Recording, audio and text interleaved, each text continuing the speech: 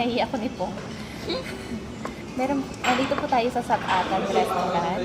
And I ordered beef broccoli rice with broccoli. Charot. Ayun, titikman natin siya. By the way, 24 hours silang open. I-review natin ang lasa. Kasi galing kami sa pageant ni Ate Pong. And hindi pa kami kumakain. Gutom na daw siya. Try muna natin yung soup nila. Safeguard na soup. Charot. Wow. So good. Oh, Mar, nandito ako sa restaurant niyo. Yung beef.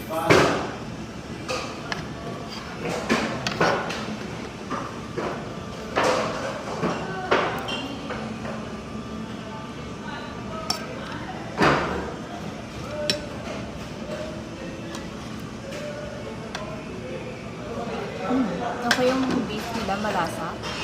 Yung broccoli naman.